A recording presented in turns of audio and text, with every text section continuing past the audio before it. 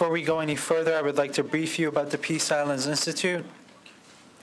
The Peace Islands Institute in New York is a nonprofit and non-governmental civic organization which aspires to bring together different points of view and voices with a spirit of mutual respect and acceptance in order to develop original and alternative perspectives on social phenomena as they relate to our lives, present explanations as well as solutions, support successful practices, and as such, contribute to achieving world peace by creating realms of peaceful coexistence or peace islands.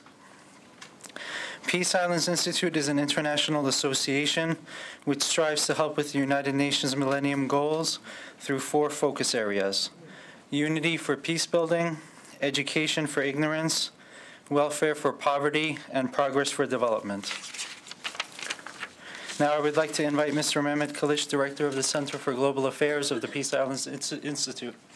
Thank you. Good afternoon, everyone. I would like to thank you so much for being with us this afternoon. And I would like to take this opportunity to thank His Excellency Osama Abdelkhalek, the Deputy Permanent Representative of Egypt to the United Nations, and also Dr. Maryalice Mazzara from the Levin Institute, SUNY. We have so many dignitaries in the audience. I would like to start recognizing the dignitaries. I would like to recognize Honorable Hüseyin Müftüoğlu from the DPR, from the Mission of Turkey, the Consul General of the Republic of Croatia, Honorable Marijan Gubic, Consul General of the Czech Republic, Honorable Eliska Zigova, Minister Council from the Mission of Israel, Honorable Israel Nitzan, Honorable Philippa Jane King from DPR of the Australian Mission, Second Counselor from the Mission of Iran, Honorable Syed Wahid Karimi, Honorable Mehmet Kalyoncu from the Organization of Islamic Conference, Honorable Georgie Torrent from United Nations Lines of Civilizations, and I believe I have one more with me, and also one more person, Wolfgang Stuck. He's the Vice Chairman, International Civic Service Commission at the United Nations. Thank you so much for being with us. Peace and stability are the 2 important factors in building in economic stability and sustainable development around the world. The ultimate goal for the Ambassador Series is to promote peace and stability around the globe. The lectures given by the ambassador is to inform and educating the global society and giving them various perspectives and preventing conflicts through constructive engagement and dialogue, thereby contribute to peace and strengthen the social coexistence. The collective uprisings in the Middle East, which started in Tunisia, called the Arab Spring, have changed the lives of the millions of people living in the region and around the globe. The mass protests and demonstrations led to regime change and broad reforms by people from some of the countries in the Middle East, namely Egypt, Libya, Tunisia, and Yemen. And currently, a struggle is going on in Syria. After decades of living under dictatorship, the Egyptian people will hold a presidential election this year. Today, we would like to thank His Excellency Osama Abdelkhalek for being with us and sharing his knowledge, experience, and perspectives about the Arab Spring and its outcome in the Middle East, and the current developments in Egypt towards democracy. As I said, we will have a general election on May 23rd, as I believe. Thank you so much again for coming, and I hope this event is enjoyable as it is educational to all of us. Thank you.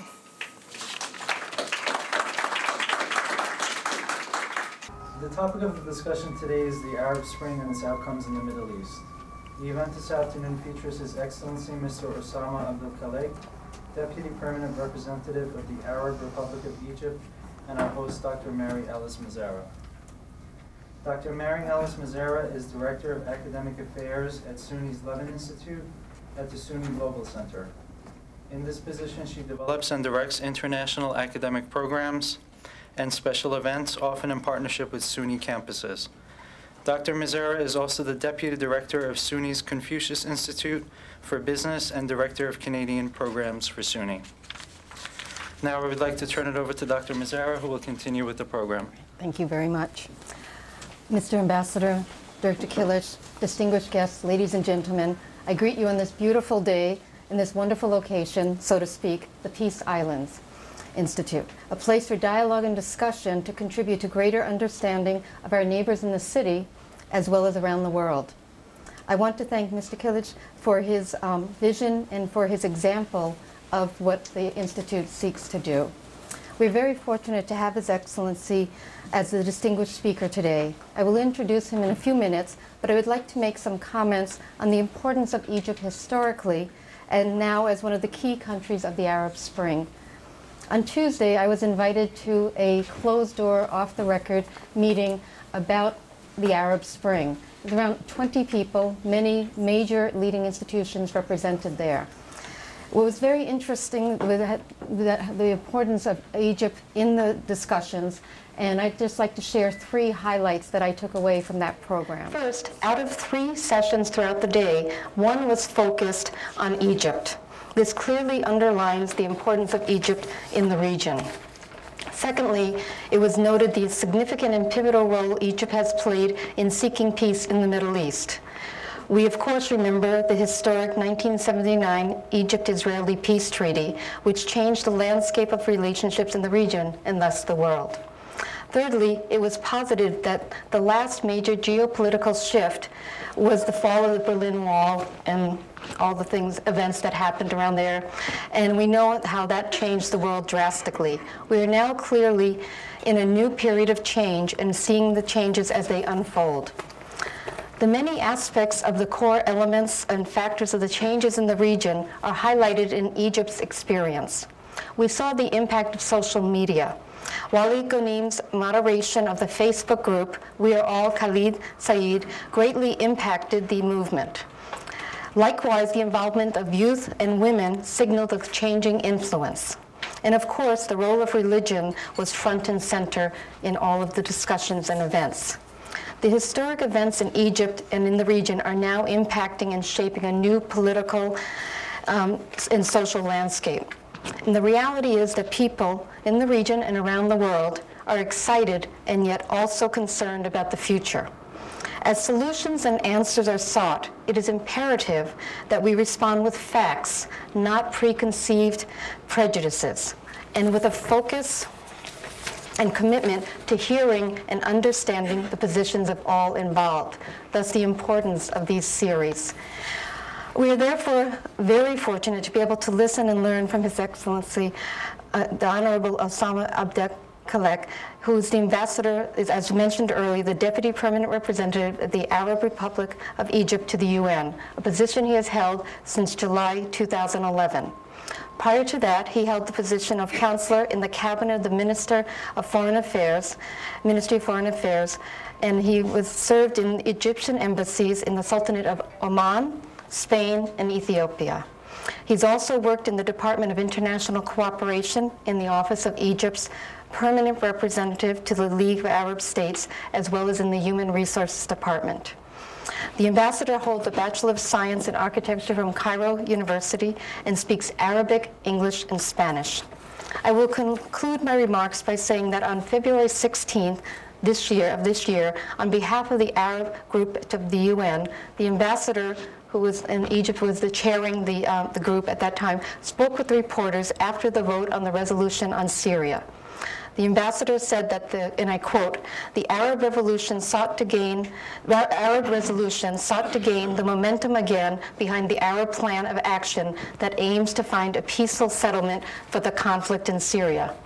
As we seek to learn more about the changing world and these amazing events of the Arab Spring, I know that you will agree with me that we are very privileged and very fortunate to now hear from the ambassador. Thank you very much. Express appreciation for Dr. Mary for the very comprehensive introduction and for her kind remarks.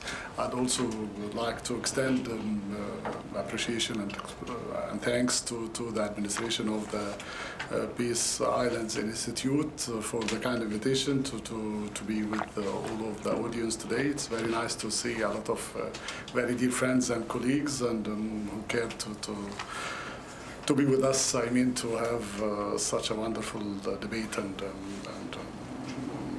on the fashion of the season, Arab Spring, as they called it. Of course, we are not even yet whether it's the spring or not, but it's a process that is unfolding, and with all the positive sides and negative sides and so on and so forth. I'd like to say, first of all, that I admire a lot the name of the institute, the Peace Islands, and I kept telling Mr. Kilic that it has a positive notion that peace should be in an island, in an ocean, and so on and so forth. It's a very positive notion. First of all, I'd like to say that I was trying to structure how should I introduce the matter. Then I thought I should give the audience an idea about some general outlines about the Arab world. When we say in our part of the world, we say the Arab world, but of course, for the outside of the world, they are speaking about Arab countries, League of Arab States, and so on. We are speaking about around 300 million Arabs living in 22 countries, a mixture of republics and monarchs, and even we have had a hybrid edition of republics that are truly close to monarchs, whereby we have had families governing republics, and so on and so forth. Also, it's a mixture of rich countries and middle-income countries and LDCs. We are not speaking about one pattern of economic module. I mean, Qatar would have the GNP per capita above 16 or 17,000 US dollar, while in Mauritania, Yemen, or Sudan, it will be far much less than that. Comoros also. Islam is the main religion throughout the region, but with a lot of Christians in the Mashriq region. The Mashriq region for us is, we're speaking about Egypt, Syria, Iraq, Jordan, and in Kuwait you might find even some Christians of Iraqi origins. Also, we are speaking about a mixture of liberal and conservative societies. We don't have, because conservative, I mean by the religious meaning of the some Bedouin countries where you'd find the tribe is very instrumental, where you'd find societies tend to be so conservative, while in other societies like my country, for instance, we have, because of the openness to Europe, and because we have been colonized, because of all our modern history and so on, we have been always in interaction with the rest of the world. So we have had modernization movement and evolution, and we had a very strong liberal movement and intellectuals in our society in Egypt. Secondly, I'd like to speak about why did the Arab Spring occur right from the very early beginning, when we had that Tunisian brave guy who sparkled the whole process. I personally tend to believe that the theater was ready more or less and fertile for such a drastic change to occur, especially in northern Africa. I will explain why. We have had a case whereby we were witnessing incapable leadership, more or less, corruption to a certain degree, to a large degree, lack of clear horizon to achieve prosperity, to do political reforms. So societies in Egypt and Tunisia had already been mature enough to aspire for real democratization. I mean, we have had opposition, I mean, officially or unofficially, but you would sense the feeling in both those societies they were truly ready for such thing to happen, for change, for such an evolution, I mean. Both regimes were more or less monopolizing the power for too long, 30 years in the case of ex-President Mubarak regime, and with no real, and less than that in the Tunisian case, with no real horizon for change. I mean, we have had a single ruling party with cosmetic and marginal opposition parties and movements. No real elections. In my country, I can speak very freely now and speak. It was tailored. We could anticipate the results even before going to elections, more or less, to put it on. We used to tell jokes about that and so on and so forth. So we have not had the real rotation of power. It was a single ruling regime. Also, a lot of internal factors attributed to the winds of change to happen. As I was trying to say, lack of political freedoms and reforms, bad records of human rights for us. I remember as diplomats we used to have a lot of difficulty sometimes in defending some certain positions and situations. I mean, it was really difficult and challenging to be so innovative in trying to find the way to explain why such thing happened or that such a violation and so on and so forth. Yet it was part of the job, and we used to try to explain the complexity of the situation and so on. Also, we have been, especially in the last few years of Mubarak regime, been witnessing a higher degree of brutality of security forces. I can remember very clearly the case of Khalid Saeed, who was an activist in Alexandria and was tortured in a very bad way. He was dead, and his photos were all over the globe, I mean, in few minutes' time. And the official story about it was a ridiculous one. No one could have bought it. We were all convinced, the average citizen was totally convinced that he was tortured, and there is no way to explain a reason for that. He was a very young man trying to have an activist role via the social media or Twitter and so on. Also, we have had a real economic growth on the society in Egypt. And Tunisia even was doing and recording better than that, from 5 to 7% annually, but hardly felt at the level of the poor segment of the society. Benefits were not really shared. I mean, the higher circles closer circle to the authority were benefiting, while others were not feeling the fruits of that economic growth. Also, we have had a wide spread of corruption, growing role for business tycoons with close alliances with upper regime circles. We have had ministers who had businesses. Some of them were even holding a ministerial position that are very close to their type of business. It can give you the hint how it was handled. Then I'd like also to shed some light on a lot of people would ask who led the revolution in Egypt, how it happens and so on. We have seen it on TV, but on my part, I'd like to say that though a lot of analysts predicted that it will be the poor segment of the society in Egypt who might revolt against the regime for economic reasons or so, those who are living in slum areas. We have a few million of Egyptians, especially in Cairo and Alexandria, living in slum areas. And most of the analysts were predicting that the revolution would be emanating from that part of Cairo. To the contrary, the mere fact is that the Egyptian revolution was mainly initiated and led by middle-class youth activists. This is very true, both from liberal and religious background, because I will try to elaborate later on.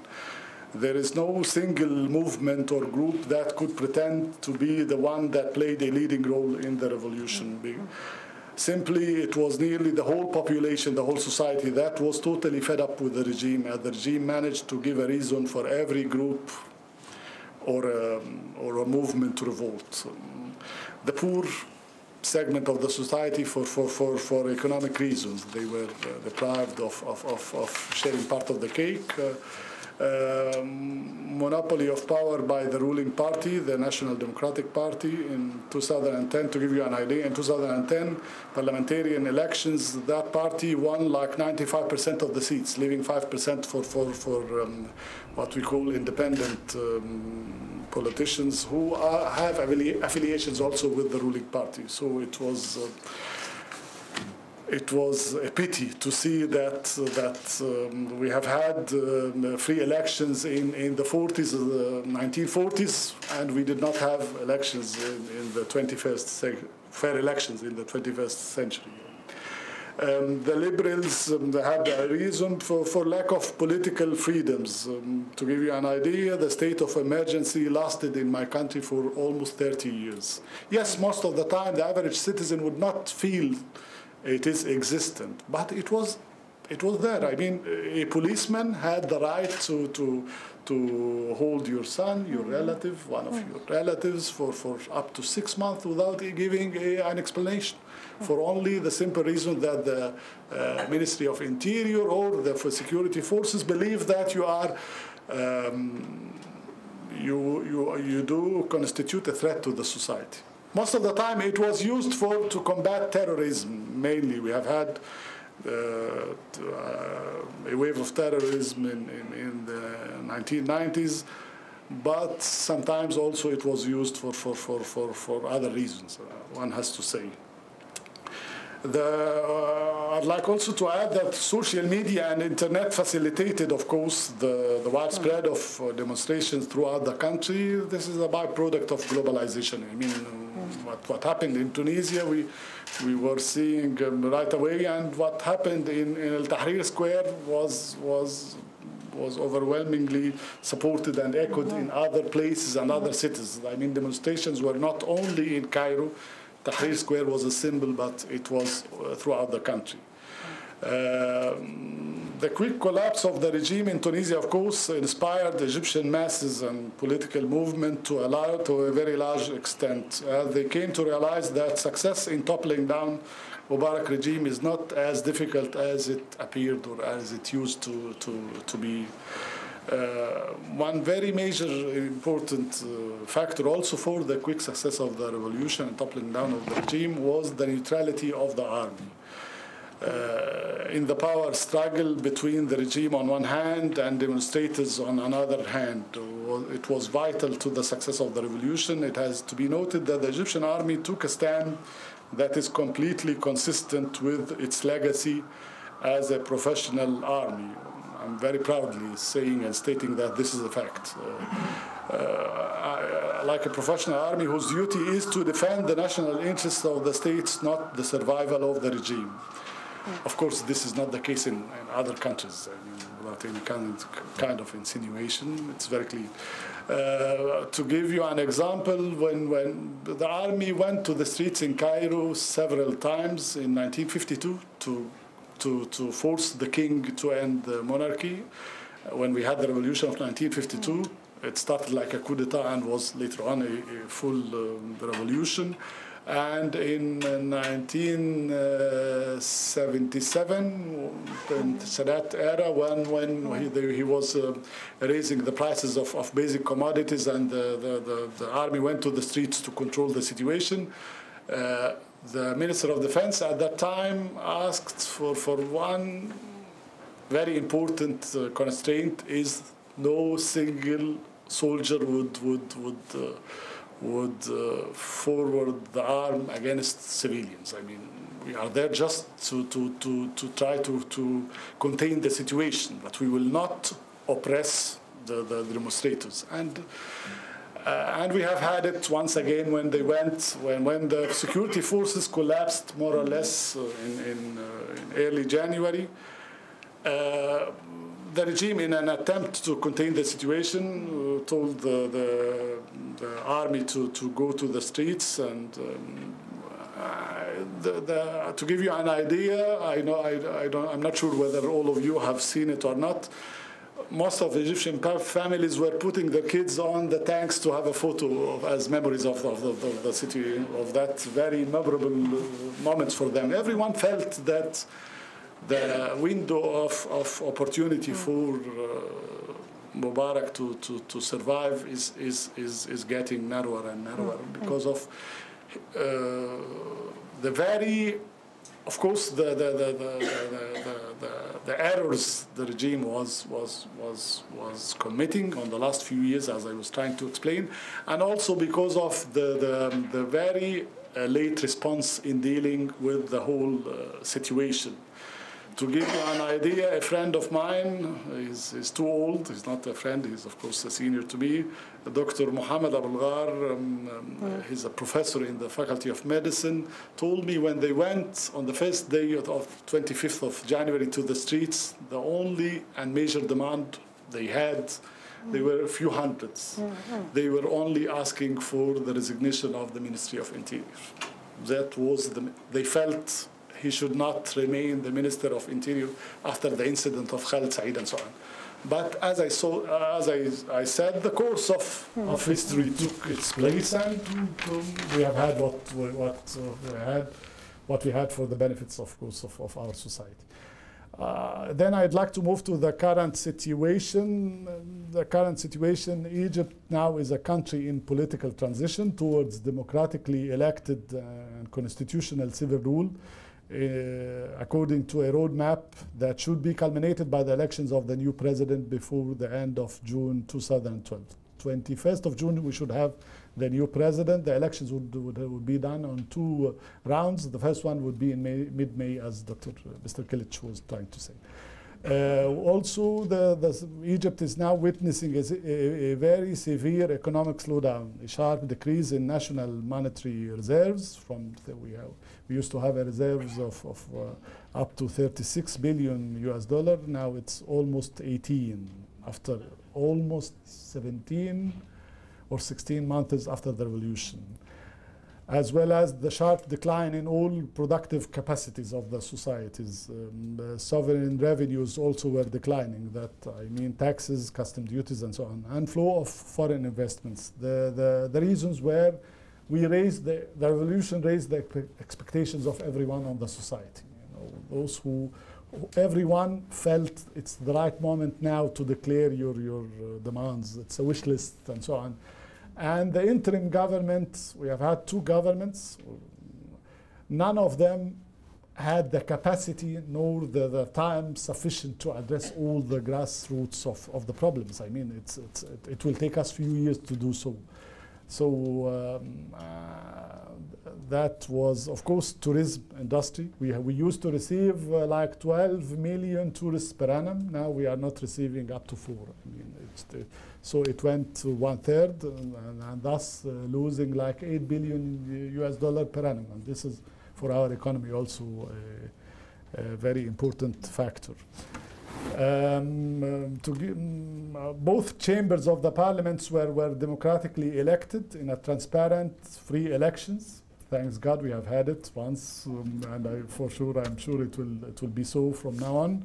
The results were logic, as the Muslim Brotherhood and other Islamic party, the Salafists, obtained almost 2/3 of the seats, more or less, if you have the 2 chambers in mind. 1/3 was scattered to the liberal wing of the society, Al-Wafd, it's an old liberal party, and newly formed liberal parties formed by the youths and some business circles and so on. The reasons were simple and clear for Muslim Brotherhood to have such a very sweeping victory.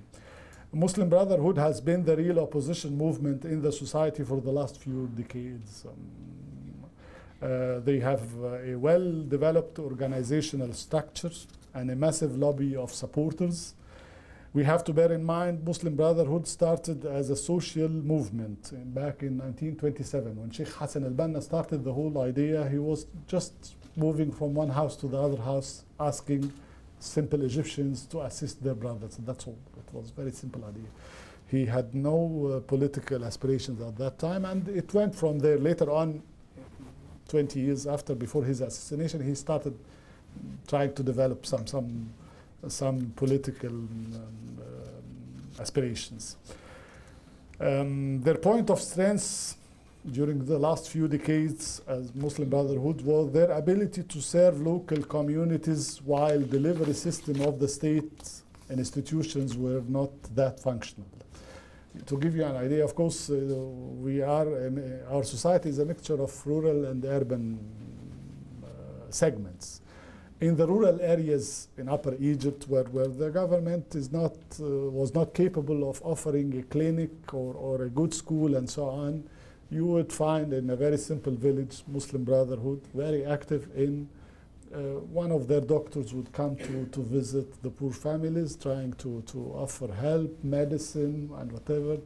They have had a kind of social networking, and this is one of their points of strength, and they deserve credit for that. I mean, it was only logic that when we did go to elections, that people would trust the people that was truly delivering services or was there. I mean, for an average Egyptian, those who has Islamic background are for sure less corrupted than the old ruling party people. I mean, because you would feel that sense. Those of you who have visited Cairo or live in Cairo would get that sense. Also nowadays we have a panel to draft the new constitution. It was recently formulated, but the liberal and civil circles in the society refused to continue their participation in the panel and drafting of the constitution because the Islamic political forces are overrepresented. Again, they have had like 2/3 or 60% of the 100 member in that national panel. It was the parliament that decided about the formation of the panel, and we have had nominations presented from each segment of the society to the parliament, and the parliamentarians, members of the parliament themselves, they elected the 100 members, and the results was as I was saying. So we had a very heated debate in the society now. How should we rectify that, or should we address it? The SCAF, which is the Supreme Council for Military Forces, is mediating and trying to reach compromises on that by having a compromise whereby the Muslim Brotherhood and the Islamic wing would give some seats for the liberal society to have a kind of a balanced approach and to have a wider representation for the women, for the Copts, Egyptian Orthodox, and for those legal experts who had sound constitutional background, because we are drafting a constitution. Also, we have had very recently a very important factor. It is that Muslim Brotherhood, all of a sudden, like 3-4 days ago, decided to present a candidate for presidential elections. Their candidate is Mr. Khairat al-Shater. Mr. Khairat al-Shater was the second in rank. He's an engineer. He's a businessman. He was in prison like for more than 10 years during Mubarak regime. He is very well known for being too pragmatic. But what was sudden on that announcement, that it was in contradiction to earlier commitments and declarations from Muslim Brotherhood not to run for presidency. They made commitments on that when we had the revolution. And as I said earlier on, no one would argue that I have led that revolution. It was everyone's revolution. But Muslim Brotherhood, when we went to elections and so on, have had their share of the cake. In an attempt to send a signal to the rest of the society, they made commitments. They said, we are not going to, we will run for certain seats in the parliament, certain portion. The results was giving them higher than what they anticipated, and they made that commitment. That commitment is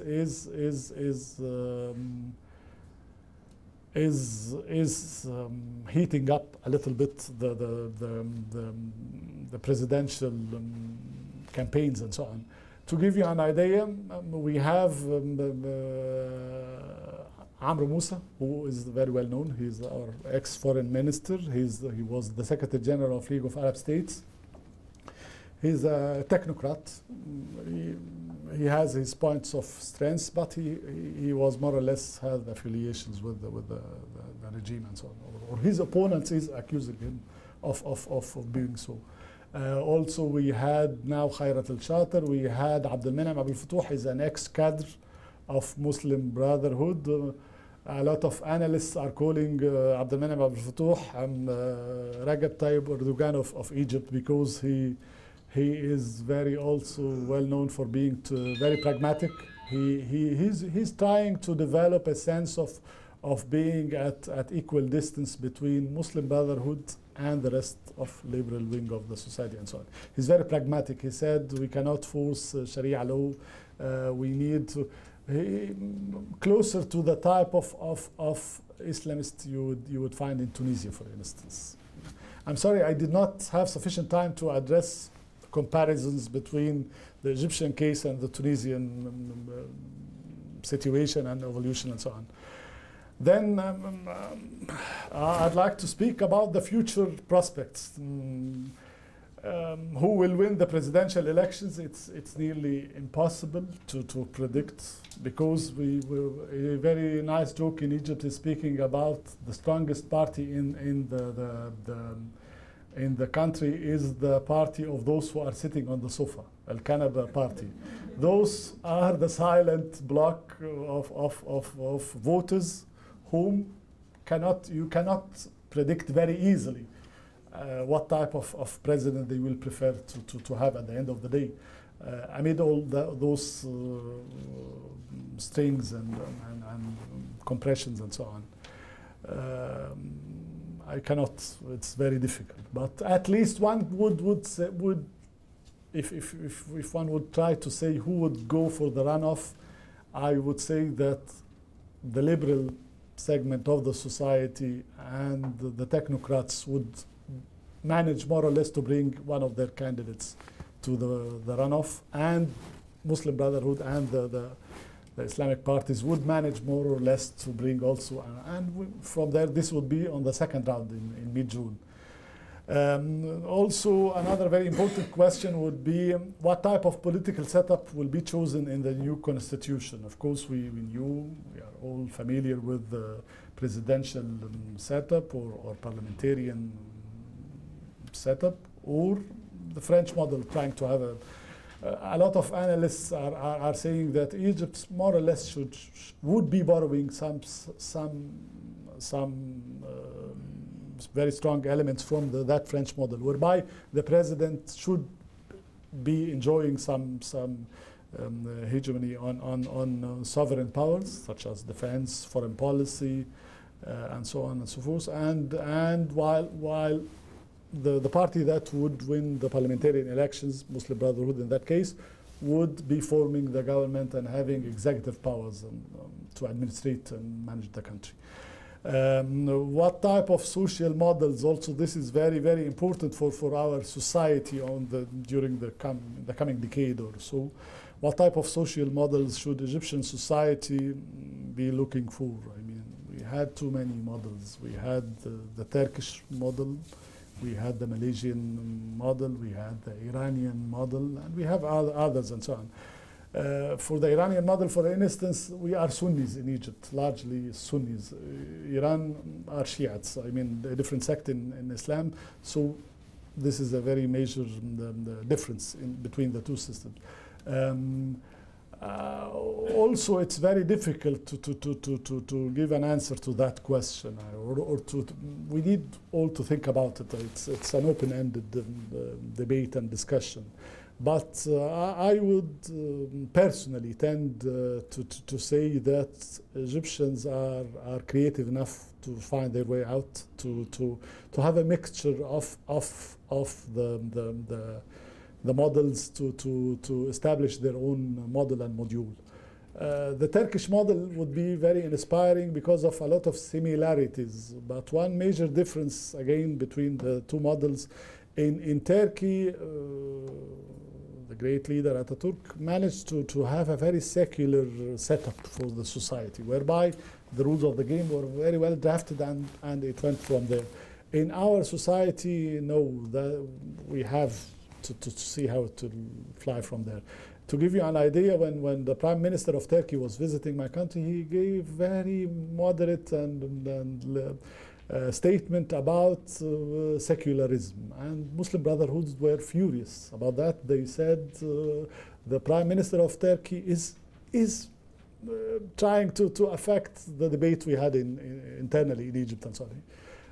He was not, of course, but he was just trying to reflect and to give his ideas and his sense.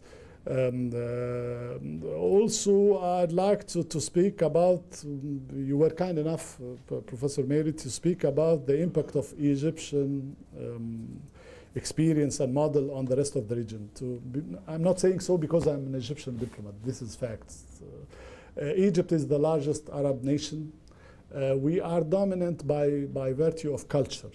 I mean, we had a very strong cultural impact on the Arab world.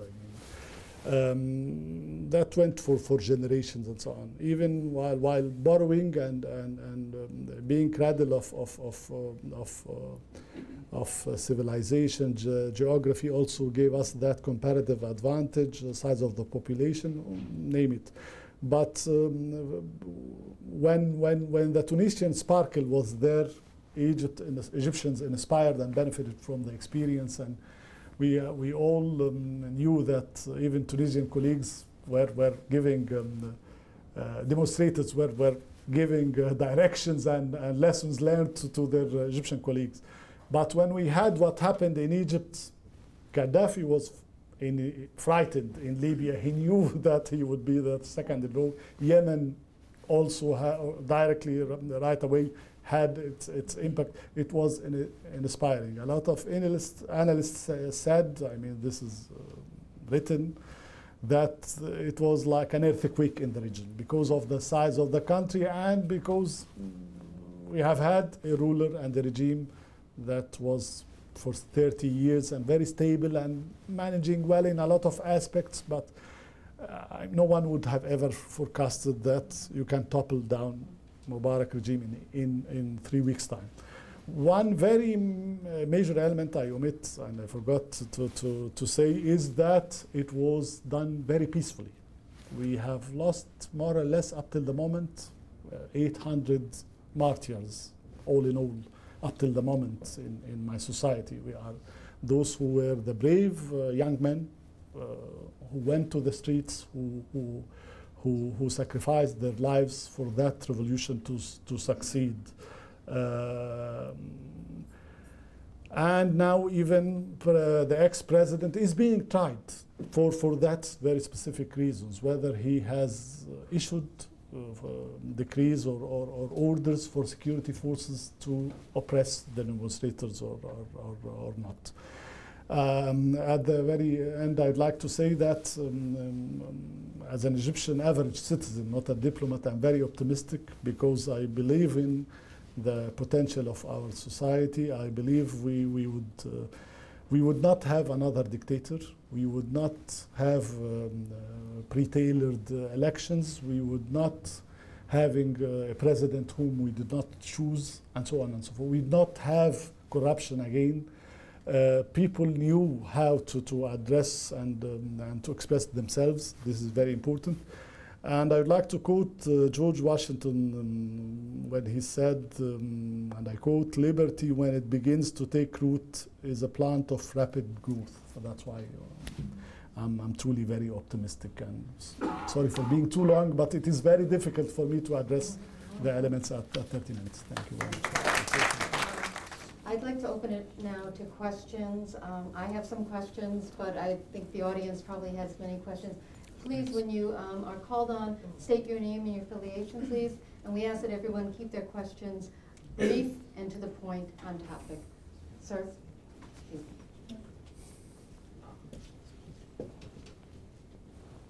Good afternoon. My name is Jonathan Mayo. My affiliation is with the Order of Urban Missioners within the Episcopal Church. as brief as possible. Please. In this country, in terms of the Middle East, we are kind of programmed to think in terms of a Muslim-Jewish conflict and therefore a Muslim-Jewish peace. Given the violence perpetrated on Christians in the Middle East and particularly Coptic Christians in Egypt, what is being done to foster a comprehensive ecumenical unity in the region?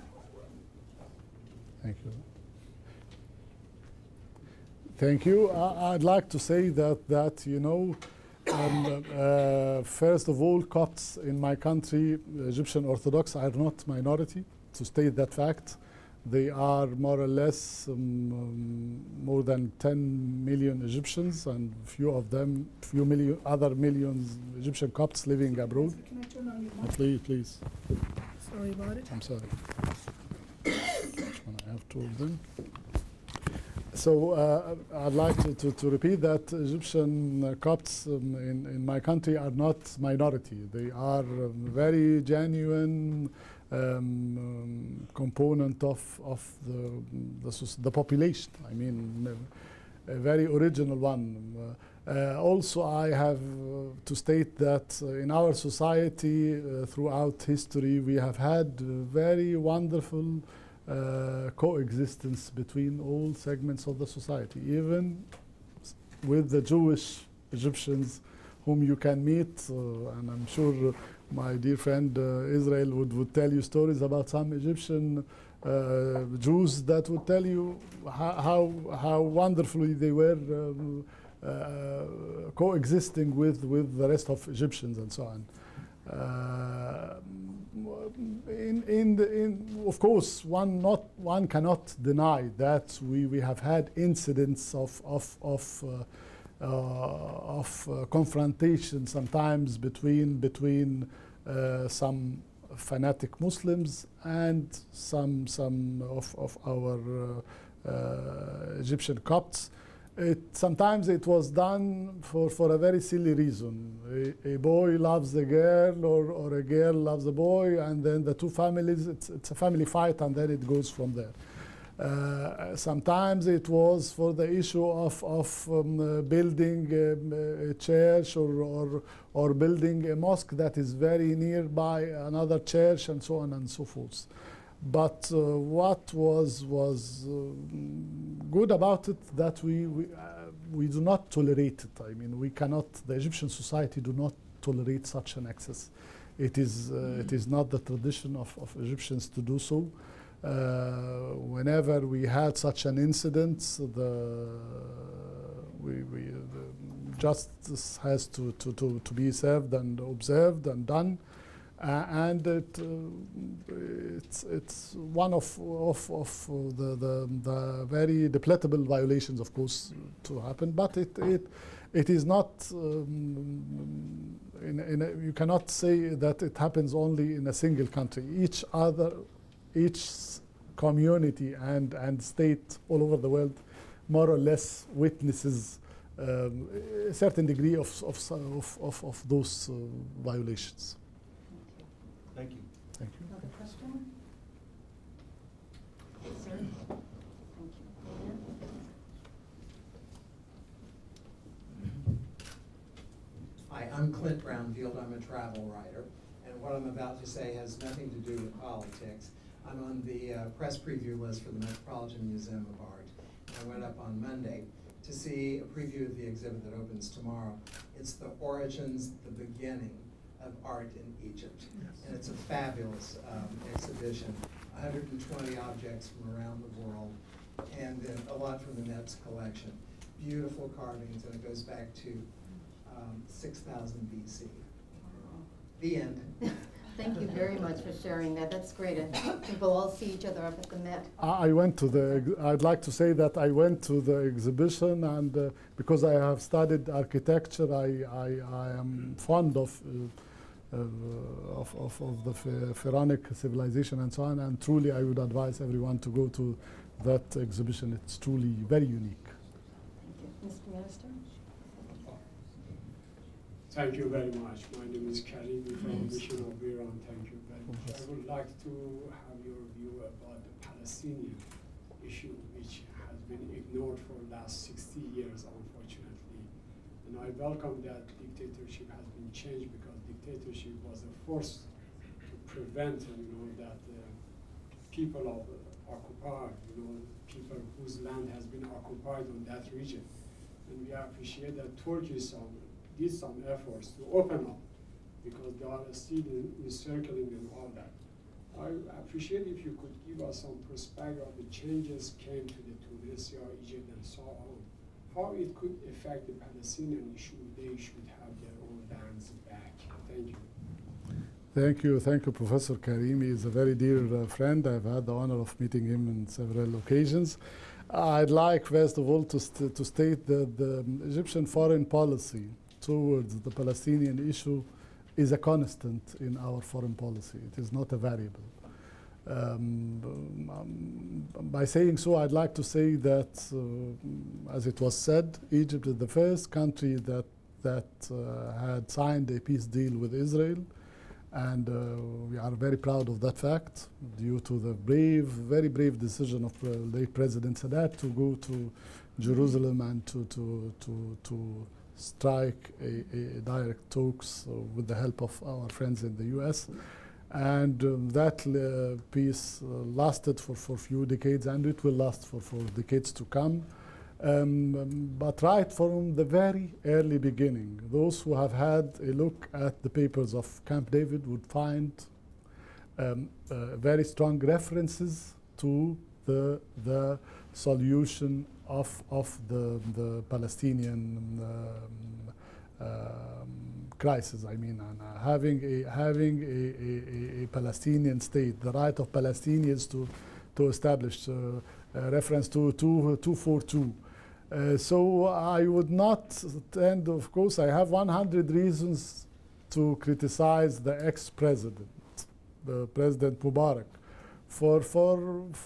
but none of those 100 reasons would have anything to do with the Egyptian foreign policy and the efforts he was exerting to have a solution to the Palestinian to achieve the Palestinian aspirations. Let me put it that way. Egypt truly exerted a lot of efforts on that regard. We brokered a lot of deals and contacts. We are a direct, those who would have a look at the map would realize that Egypt cannot afford to have the luxury of being away from what is happening in Palestine. It's our direct neighbor. Nor in Israel, of course. As I would like to repeat it, our support to the Palestinian aspirations is a constant, not a variable. Changing a regime would not have much of a difference on that foreign policy.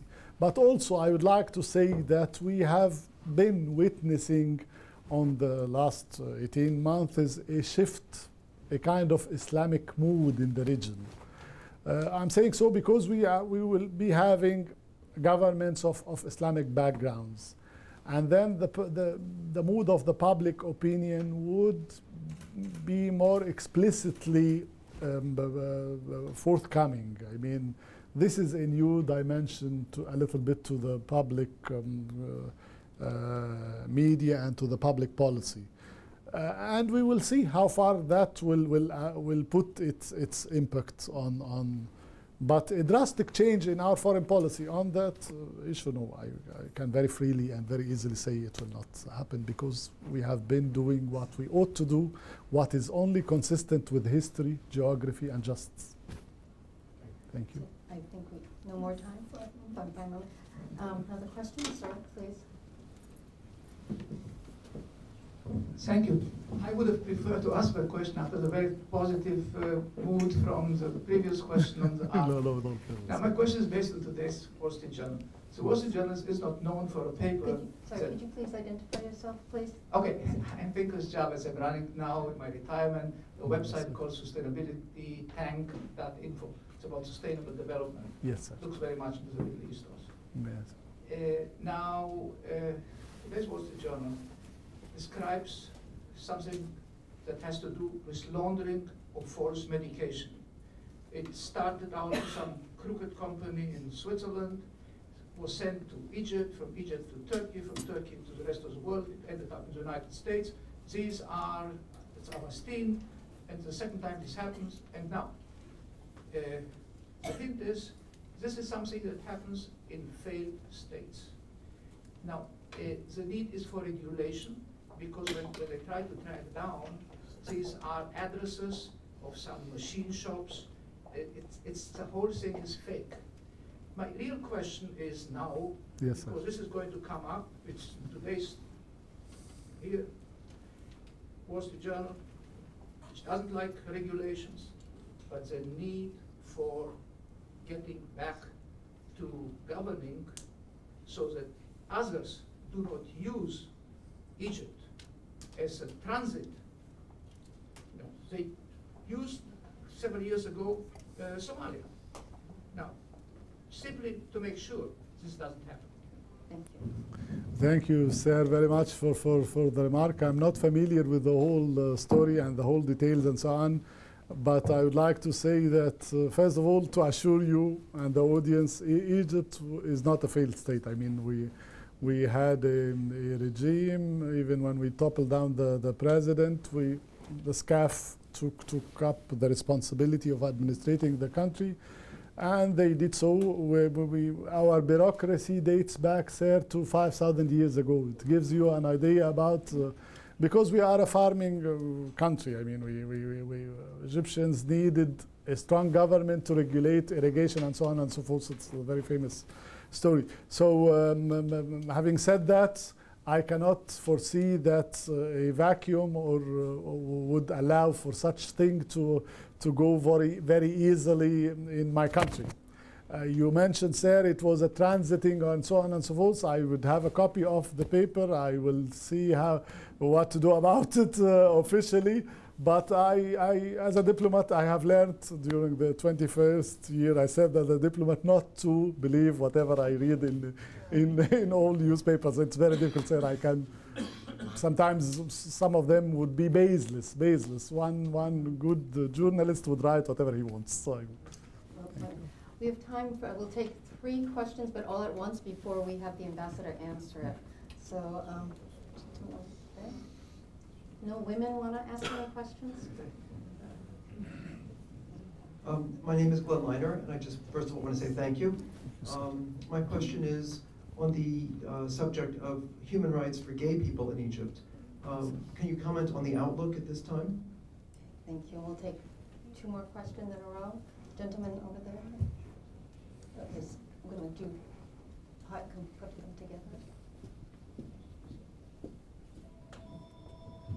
Thank you.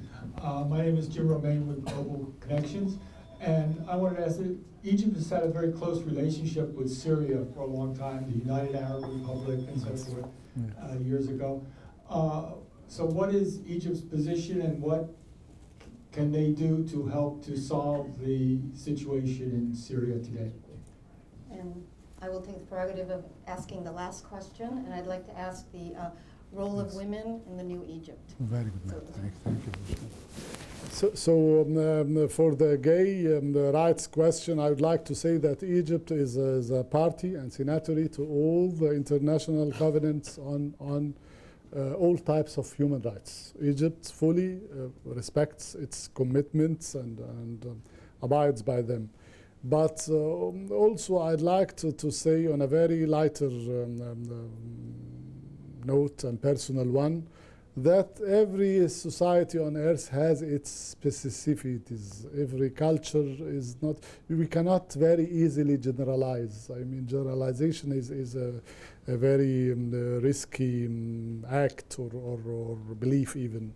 So this is where do we stand on that. In Islam, when you close your door, you are free 100% to do a lot of things, but to lobby for something in the street, this is a different story. In our laws also, we draw a very thin line between trying to have the balance between personal, private rights and the public rights and so on and so forth, as each other nation on the earth is doing. For the issue of Syria, I'm very happy I've had that question, and I'm very happy that you have remembered, sir, that we were one republic with Syria in the 1958 to 1961. What is happening in Syria is very unfortunate. The regime is oppressing civilians. The casualties are very high.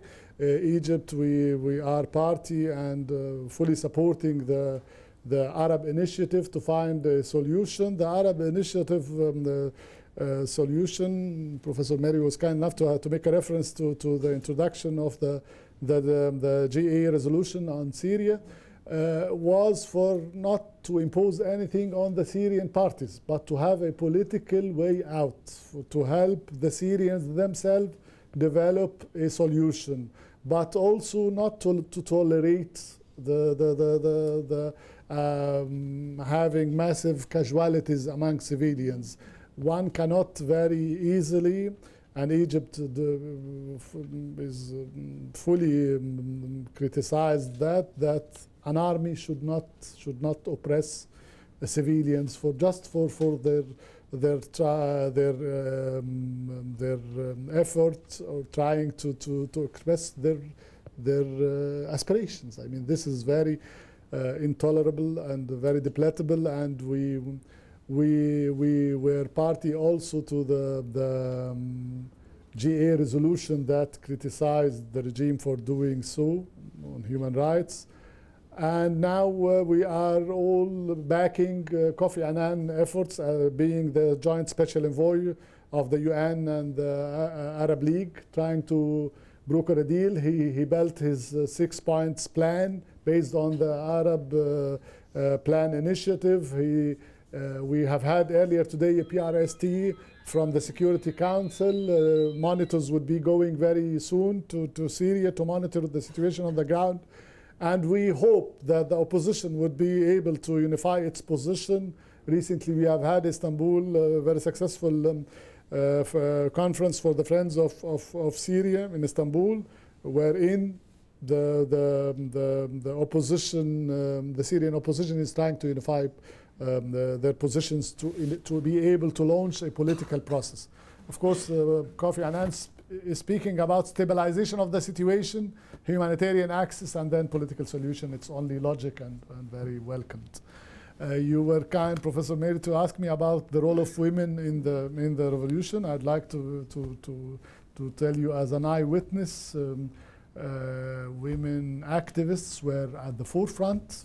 I can show you some photos of them in El Tahrir Square. Tahrir Square was a very different experience, whereby we have had, they said millions, but architects would tell you, no, you cannot put more than 1 million in such, but it was symbolic. We have had few thousands of them, very brave women.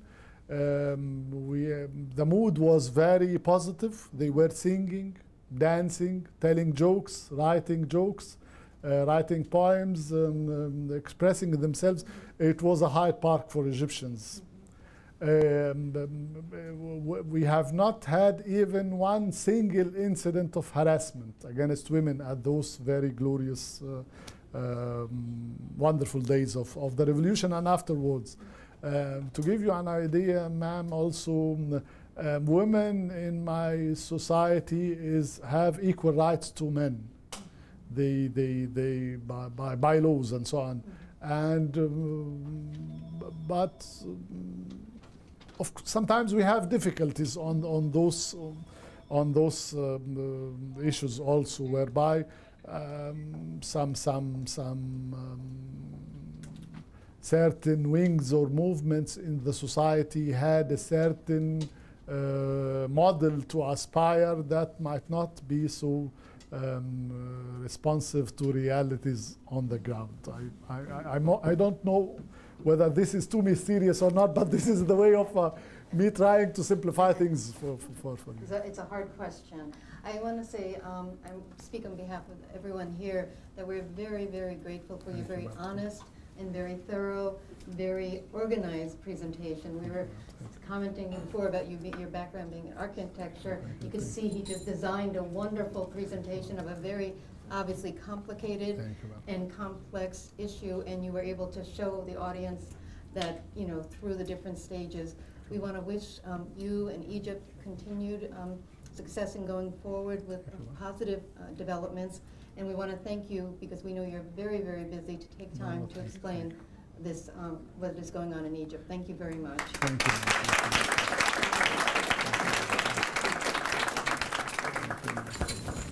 On behalf of the Peace Islands Institute, we would like to present His Excellency Mr. Abdelkhalek with a gift. Thank you.